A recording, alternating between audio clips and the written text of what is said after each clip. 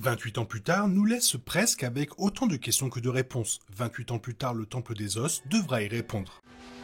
Allons. C'est l'heure de l'histoire, mon poulet au miel. On ouvre les petits volets. Cœur vaillant, œil sur la balle, on ne peut pas perdre. Le film, dont la sortie est prévue le 16 janvier 2026, est la suite directe de 28 ans plus tard. Troisième film de la franchise post-apocalyptique 28 jours plus tard qui suit le virus dévastateur de la fureur qui ravage les îles britanniques. Alors que le réalisateur original, Danny Boyle, était de retour pour l'opus de 2025, le prochain film a été réalisé par Nia DaCosta. Un troisième film de la trilogie 28 ans plus tard est également en développement, et Boyle devrait revenir pour la production. Toutefois, le financement n'ayant pas encore été trouvé, le Temple des Os pourrait être la seule occasion de répondre à certaines questions importantes. Dans l'univers des films 28 jours plus tard, il n'est pas forcément logique que les infectés aient survécu assez longtemps pour continuer à terroriser la campagne dans la nouvelle trilogie. En fait, la fin du film original semblait impliquer que les infectés mourraient de faim en quelques semaines, une fois à court de victimes à manger. Bien que 28 ans plus tard présente des variants mutants du virus de la fureur et dépeigne des infectés mangeant des animaux, cela n'explique toujours pas complètement comment les infectés ont pu durer près de 3 décennies, ce qui est quelque chose qui devrait être exploré dans le Temple des Os afin que les suites soient plus crédibles.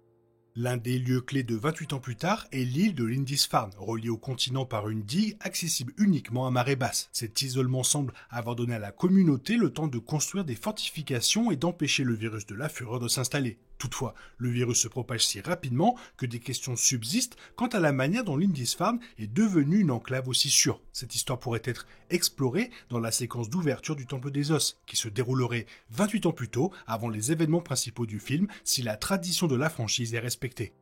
La proximité de l'île de Lindisfarne avec la côte nord-est de l'Angleterre, à environ 560 km de Londres, aurait pu permettre à la communauté de se préparer à l'assaut des infectés. C'est un long trajet à pied, même pour un infecté, ce qui leur a probablement permis de gagner du temps pour préparer leur défense. Toutefois, cela amplifie la question de savoir pourquoi il y a autant d'infectés dans les environs. Bien qu'il soit possible qu'ils aient été attirés par les activités de Lindisfarne, le Temple des Os devrait comparer le nombre d'infectés dans la région à celui d'autres régions du pays. Si le début de 28 ans plus tard confirmait que le virus de la fureur ne s'était pas propagé hors des îles britanniques, ce fait fut encore renforcé par l'arrivée du soldat suédois de l'OTAN, Erik, qui expliqua plusieurs aspects de la vie moderne à Spike, révélant que le monde extérieur possédait encore des atouts comme Internet et les livreurs. S'il serait peu judicieux que le Temple des Os passe beaucoup de temps hors de Grande-Bretagne, voire pas du tout, cela devrait exposer les personnages à davantage d'informations sur le monde extérieur, permettant au public de comprendre précisément comment fonctionne le reste du monde maintenant que la Grande-Bretagne est complètement isolée. Outre les conséquences politiques et économiques de l'effondrement d'un territoire majeur, la situation dans les îles britanniques aura probablement stimulé l'activisme, les manifestants se battant pour le sauvetage de la population mise à quarantaine. Ce pourrait être un angle d'attaque intéressant pour le nouveau film. L'un des nouveaux variants infectés de 28 ans plus tard est l'alpha. Il s'agit d'un type d'infecté plus fort et plus intelligent, capable de diriger des groupes plus importants. Bien que plusieurs alphas soient représentés, le plus important est celui qui réside à la campagne où vit le Dr Kelson. Il est fortement sous-entendu que le bébé non infecté dont les personnages voient la naissance d'une infectée se révèle être la fille de l'alpha, ce qui expliquerait son intense obsession à traquer Spike et sa mère. Le Temple des Os pourrait explorer cet aspect de l'histoire plus en détail, en révélant comment les infectés pourraient construire leur propre structure sociale. Bien que le bébé semble avoir véritablement échappé à l'infection, son existence constitue toujours une menace pour Lindisfarne. Si l'alpha choisit de collaborer avec d'autres alphas pour récupérer l'enfant, la communauté insulaire pourrait devoir affronter une armée d'infectés plutôt que des groupes isolés. Le Temple des Os devrait explorer si l'arrivée des alphas modifie suffisamment la nature des infectés pour que cette menace terrifiante devienne réalité. Cette révélation pourrait potentiellement bouleverser la dynamique de toute la franchise.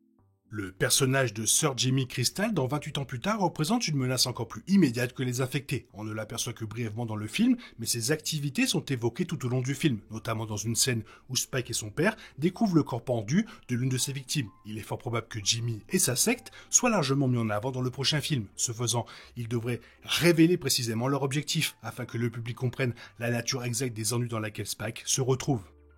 Les personnages principaux survivants de la fin de 28 jours plus tard sont Jim, Selena et Anna, qui n'ont pas été vus dans les films suivants. Toutefois, Jim devrait faire une brève apparition à la fin du Temple des Os. Si cette scène expliquera vraisemblablement ce qu'il est advenu de Jim, le Temple des Os doit également expliquer ce qui est arrivé à ses compagnons au cours des 28 dernières années et, s'ils ne sont pas présents à ses côtés dans le nouveau film, pourquoi.